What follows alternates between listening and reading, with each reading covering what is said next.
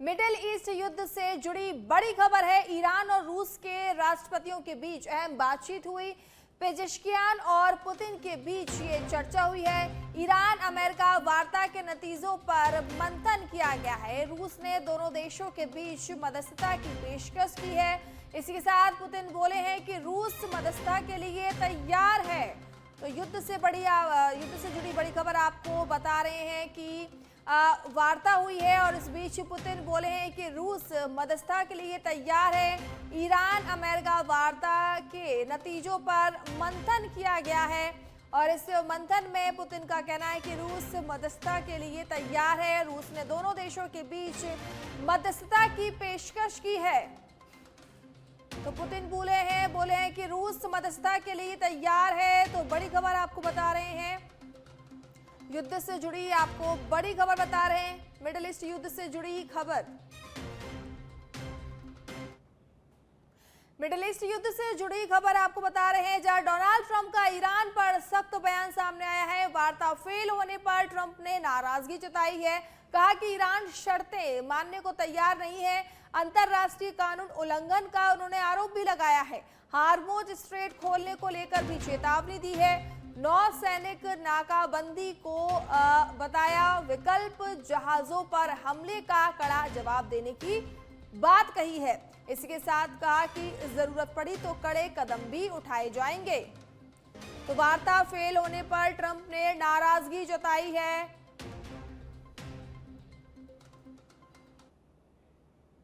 अगली खबर भी मिडिल ईस्ट युद्ध से जुड़ी हुई है। आपको बता दें कि अमेरिकी राष्ट्रपति डोनाल्ड ट्रंप की चीन को बड़ी चेतावनी, कहा ईरान को हथियार ना दे। चीन की चेतावनी, हथियार दिए तो चीन की मुश्किलें बढ़ेंगी। चीन का ट्रंप के बयान पर कड़ा जवाब। कहा वैश्विक अराजकता की मुख्य वजह अमेरिका है। अमेरिका को बताया शांति और स्थिरता का बड़ा विनाशक। कहा अमेरिका ने इतिहास में बहुत कम समय शांति में बिताया है। तो चेतावनी दी है, हथियार दिए तो चीन की मुश्किलें बढ़ेंगी। जिसके बाद जवाब दिया है चीन ने और कहा कि अमेरिका ने इतिहास में बहुत कम समय शांति में बिताया। चीन का ट्रंप के बयान पर कड़ा जवाब सामने आया है और उन्होंने कहा कि वैश्विक अराजकता की मुख्य वजह अमेरिका ही है। अमेरिका ने इतिहास में बहुत कम समय शांति में बिताया है।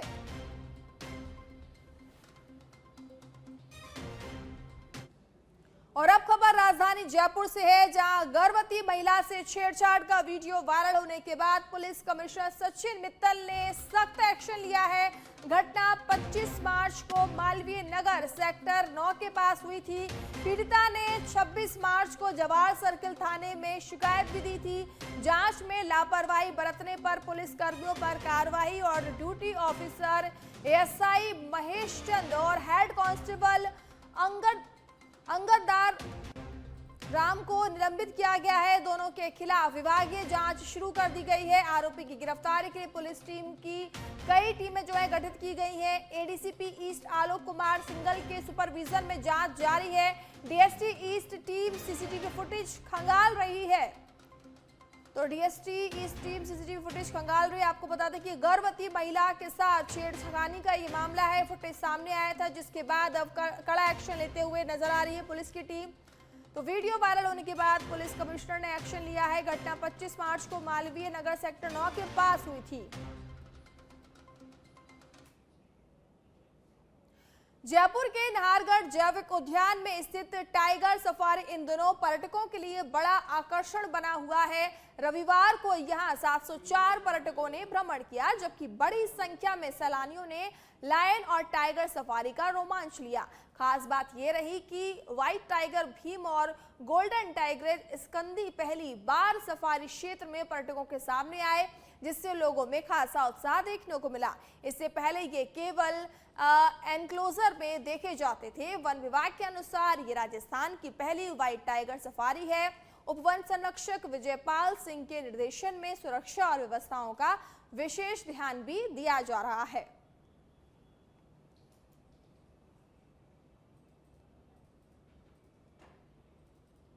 जयपुर में चलती बाइक पर युवती से छेड़छाड़ मामले का खुलासा करते हुए जयपुर पुलिस ने 4 आरोपियों को गिरफ्तार किया है। मोहाना थाना पुलिस की कार्रवाई में सामने आया कि आरोपी शराब पार्टी के बाद बाइक पर स्टंट करते हुए वीडियो बना रहे थे। इसी दौरान युवती से अभद्र हरकत की गई।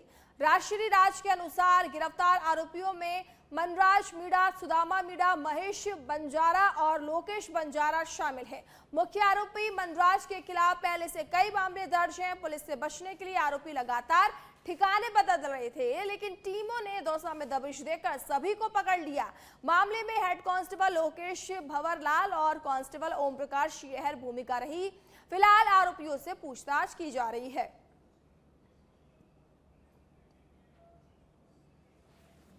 व्यक्ति एक बाइक पर बैठे हैं और रास्ते में एक दूसरी बाइक पर एक महिला बैठी थी, उसके साथ छेड़खानी करते हैं और फिर आगे चले जाते हैं। घटना की गंभीरता को देखते हुए घटना को खोलने के उद्देश्य से एक स्पेशल टीम का गठन किया गया था। एसीपी मानसरोवर और SHO मोहाना के निर्देशन में चूँकि हमारे पास कोई परिवादी नहीं था या कोई कंप्लेंट नहीं था, तो हमने स्वतः संज्ञान लेते हुए पुलिस की तरफ से ही सेम डे FIR दर्ज किया और इसमें आगे अनुसंधान शुरू किया। पिछले 2 दिन से हमारी पूरी टीम जो है SHO मोहाना के सुपरविजन में लगी हुई थी और आज हमने इसमें 4 गिरफ्तारियां की। 2 लोग जो आगे वाली बाइक पर थे, एक व्यक्ति बाइक चला रहा था और दूसरा व्यक्ति जिसने ये घटना किया था, और पीछे वाली बाइक पर जो 2 व्यक्ति थे, इनमें से एक व्यक्ति बाइक चला रहा था और दूसरे ने ये वीडियो रिकॉर्ड किया। अभी तक जो प्रारंभिक पूछताछ और प्रारंभिक अनुसंधान में ये चीज़ सामने आई है कि ये घटना काफ़ी पुरानी है। ये घटना 27 दिसंबर 2025 की है। उस दिन ये जो मुख्य आरोपी है सुदामा मीणा और इसके साथ जो बाकी 3 लोग थे, ये लोग नशे की हालत में ये अपने बाइक चला रहे थे और नशे की हालत में ही इस घटना। जयपुर के मानसरोवर का लड़की के साथ जो छेड़छाड़ का वीडियो वायरल हुआ, उस पर पुलिस ने जो है वो संज्ञान लिया है। DCP राजद जी हमारे साथ होते हैं। सर, किस तरीके से पूरी घटना थी और किस तरीके से आपने 2 दिन पहले 10 तारीख को एक वीडियो सोशल मीडिया पे सर्कुलेट हो रहा था, जिसमें ये देखा गया कि 2 व्यक्ति एक बाइक पर जा रहे हैं, पीछे से जाते हैं और आगे बाइक पर जो एक महिला बैठी है उसके साथ छेड़खानी करता है। मामले की गंभीरता को देखते हुए हमारे द्वारा स्वतः जो है संज्ञान लिया गया इस पूरी घटना पर। पुलिस के द्वारा ही FIR करवाया गया क्योंकि कोई परिवादियाँ नहीं थी और पिछले 2 दिनों से हम निरंतर प्रयास कर रहे थे इन आरोपियों को चिन्हित करने का और इनको पकड़ने का, और आज पिछले 2 दिनों के अथक प्रयास के बाद आज हमने 4 गिरफ्तारियाँ की। इनमें से 2 व्यक्ति जो हैं जो आगे बाइक पर बैठे थे, एक जो चला रहा था और एक जिसने ये घटना कारित की, उसका नाम सुदामा मीणा है, और जो पीछे 2 व्यक्ति जो रिकॉर्डिंग कर रहे थे, एक महेश मीणा है जो रिकॉर्डिंग कर रहा था और एक लोकेश बंजारा है जो बाइक चला रहा था। प्रारंभिक पूछताछ में ये चीज़ सामने आई है कि घटना जो है 27 दिसंबर की है। 27 दिसंबर को इन्होंने ये वीडियो रिकॉर्ड किया था, तब से इनके फ़ोन पर ये रिकॉर्डिंग थी और अभी कुछ दिन पहले सुदामा मीणा के द्वारा ये वीडियो अपलोड किया गया। सर, चूँकि घटना बहुत पुरानी थी तो बड़ा टफ हो जाता है इस तरीके से, क्योंकि घटना की CCTV भी निकाले जाते हैं, क्योंकि अचानक से पहचान करना बड़ा मुश्किल हो जाता है। सर, किस तरीके से टास्क था और किस तरीके से पुलिस के सामने चुनौतियाँ थी? बिल्कुल, जैसा आपने कहा कि एक तो घटना पुरानी थी, दूसरा कोई परिवादी नहीं था, तीसरा जो वीडियो में चेहरा भी बहुत स्पष्ट नज़र नहीं आ रहा था और नंबर प्लेट भी नहीं था, केवल कुछ अक्षर थे नंबर प्लेट्स के, पूरा नंबर प्लेट भी नहीं। बट फिर भी जैसा मैंने बताया कि एक स्पेशल टीम का गठन किया गया। ACP मानसरोवर, SHO मोहाना, इनके निर्देशन में टीम कंटिन्यूसली कार्रवाई कर रही थी और उनके द्वारा जो है पिछले 2 दिनों में टेक्निकल विश्लेषण करके भी और लोकल सूचना के आधार पर भी ये चिन्हित किया गया कि ये आरोपी जो है टोंक नगर कोर्ट के रहने वाले हैं। उसके बाद फिर वहाँ पर टीम निरंतर दबिश दे रही थी और वहाँ पर भी लोकल टीम और जो वहाँ की DST है उनके साथ समन्वय करके उनके सहयोग से फिर इन 4 को हमने गिरफ्तार किया। DCP साहब, एक बहुत अच्छा मैसेज जाएगा, क्योंकि जब वीडियो वायरल हुई तो उस पर स्वतः ही संज्ञान लिया गया, तो इससे एक बहुत अच्छा मैसेज जो है वो जनता के बीच में जाएगा। आप भी ऐसा सोचते हैं? नहीं, बिल्कुल। और आपके माध्यम से मैं महिलाओं और बच्चियों को भी ये कहना चाहूँगा कि कभी भी इस तरीके की अगर कोई घटना हो या वो किसी भी प्रकार से अगर असुरक्षित महसूस कर रहे हो तो कृपया करके हमसे संपर्क करें। हम उनकी जो आइडेंटिटी है बिल्कुल गोपनीय रखकर जो भी आरोपी है उनके विरुद्ध सख्त कार्रवाई करेंगे। और हमारे दरवाजे हमेशा उनके लिए खुले हैं। हमारी कालिका टीम से, हमारे निर्भया स्क्वाड से, वो भी जगह जगह जाकर यही प्रचार प्रसार करती है कि भाई अगर किसी भी तरीके से आप असुरक्षित महसूस कर रहे हैं या फिर कोई आपको परेशान कर रहा है, आप हमारे पास आए, हम आपकी सेवा के लिए। और बिल्कुल जो भी आरोपी हैं उनके विरुद्ध सख्त कार्रवाई। तो ये थे हमारे साथ डीसीपी राजर्षि राज, जिन्होंने जो है ये पूरी घटना बड़ी ही पुरानी थी, क्योंकि दिसंबर की घटना थी।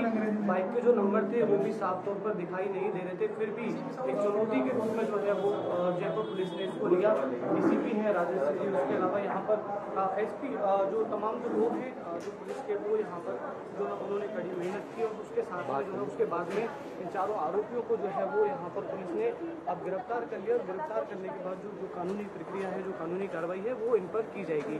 अब कैमरा पर्सन विजय गिरी के साथ नरेंद्र चौधरी, सच बेधड़क, जयपुर। अब खबर टोक से है, जहां पूर्व उप मुख्यमंत्री और विधायक सचिन पायलट 2 दिवसीय दौरे पर पहुंचे, जहां कांग्रेस कार्यकर्ताओं ने उनका जोरदार स्वागत किया। इस दौरान उन्होंने देवपुरा, हरचंदेड़ा सहित कई गांवों का दौरा कर ग्रामीणों से संवाद किया। मीडिया से बातचीत में पायलट ने असम, केरल और पुडुचेरी चुनावों में कांग्रेस की जीत का दावा किया। उन्होंने राजस्थान में पंचायत और नगर निकाय चुनाव में देरी को लेकर सरकार पर निशाना साधते हुए कहा कि सरकार चुनावों से डर रही है। किसानों को लेकर उन्होंने ओलावृष्टि से हुए नुकसान पर तुरंत राहत देने की मांग भी की। वहीं जल जीवन मिशन मामले में कार्रवाई पर उन्होंने निष्पक्ष जांच की बात कही और आशा भोसले के निधन पर श्रद्धांजलि भी दी।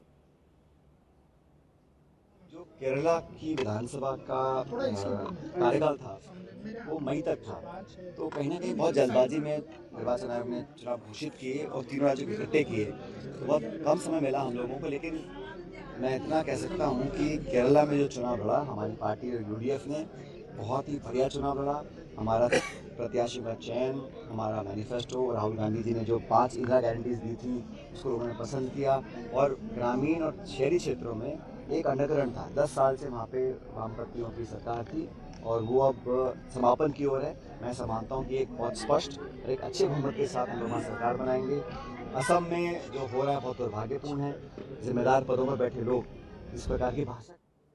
सिरोही से बड़ी खबर है, जहां भयानक सड़क हादसे में एक युवक की दर्दनाक मौत हो गई है। 4 लेन हाईवे पर एक बार फिर तेज रफ्तार ने युवक की जान ले ली है। तेज रफ्तार स्कॉर्पियो गाड़ी अनियंत्रित होकर घुसी ट्रेलर के पीछे।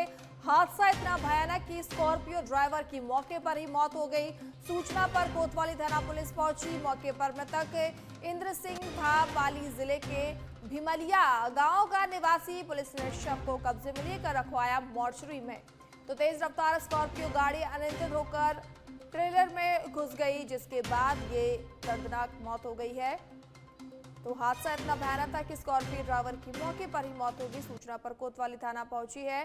तेज रफ्तार स्कॉर्पियो ट्रेलर के पीछे, ये जो आप देख सकते हैं तस्वीरों में कि स्कॉर्पियो किस तरीके से क्षतिग्रस्त हुई है। और इस दौरान हादसा इतना ज्यादा भीषण था कि जो चालक था उसकी मौत हो गई।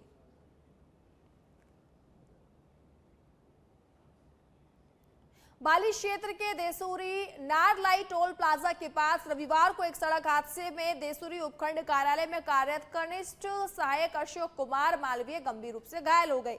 पुलिस के अनुसार अशोक कुमार मालवीय कार्य समाप्त कर अपने घर लौट रहे थे, तभी एक तेज रफ्तार ट्रक चालक ने लापरवाही से वाहन चलाते हुए उनकी बाइक को टक्कर मार दी। टक्कर इतनी भीषण थी कि वह सड़क पर गिरकर गंभीर रूप से घायल हो गए।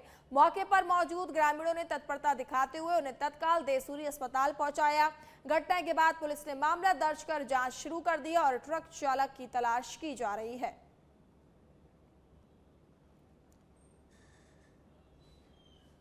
भरतपुर के रूपवास नगर पालिका क्षेत्र के वार्ड 6 में कुशवाहा धर्मशाला के पीछे स्थित नाले के जाम होने से नगरीय गौरव पथ पर पानी भर गया, जिससे स्थानीय लोगों को भारी परेशानी का सामना करना पड़ा। नाराज मोहल्ले वासियों ने मौके पर विरोध प्रदर्शन भी किया। मामले की जानकारी सामने आने के बाद नगर पालिका अधिशासी अधिकारी योगेश पिप्पल ने तुरंत संज्ञान लेते हुए कर्मचारियों को जेसीबी मशीन के साथ मौके पर भेजा।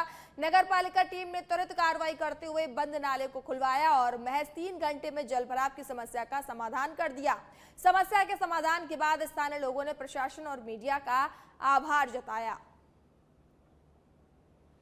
कुछ 12 नंबर से कुशवाहा धर्मशाला में जो पानी भरा हुआ था उसमें तुरंत ईओ साहब के आदेश अनुसार हमने आए और तुरंत प्रभाव से कार्रवाई की। जिससे पानी लेकर नहीं लोगों को राहत मिल सके। पूरा पानी साफ करा दिया गया है। जैसी खबर झुंझुनू से है, जहां झुंझुनू जिले में अपराधियों के खिलाफ चलाए जा रहे विशेष एरिया डोमिनेशन अभियान के तहत पुलिस ने बड़ी कार्रवाई करते हुए कई वांछित और इनामी बदमाशों को गिरफ्तार किया है। इस अभियान में करीब 500 जवानों की 30 टीमों ने जिले भर से एक साथ दबिश दी।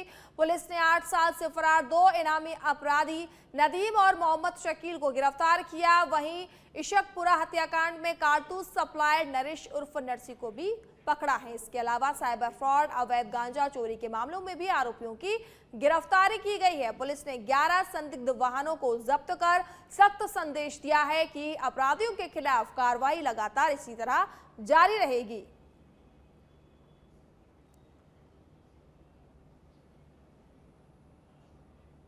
मुख्य सचिव वी श्रीनिवास की अध्यक्षता में रविवार को राजस्थान ग्रामीण आजीविका विकास परिषद यानी कि राजीविका महत्वपूर्ण बैठक आयोजित की गई, जिसमें राज्य के सभी 41 जिलों से जुड़े अधिकारियों और करीब 425 लखपति दीदियों ने वर्चुअल माध्यम से भाग लिया। बैठक में महिला सशक्तिकरण को और मजबूत करने के लिए 10 स्टेप रिफॉर्म लागू करने के निर्देश दिए गए। साथ ही 4,34,000 स्वयं सहायता समूह से जुड़ी 51 लाख से अधिक महिलाओं के लिए क्रेडिट मार्केट और स्किल लिंकेज कर आधारित सुदृढ़ रोड मैप तैयार करने पर जोर दिया गया। मुख्य सचिव ने महिलाओं की सफलता की कहानियों के प्रचार प्रसार के लिए सोशल मीडिया के प्रभावी उपयोग और नियमित वेबिनार के माध्यम से संवाद बनाए रखने के निर्देश भी दिए हैं।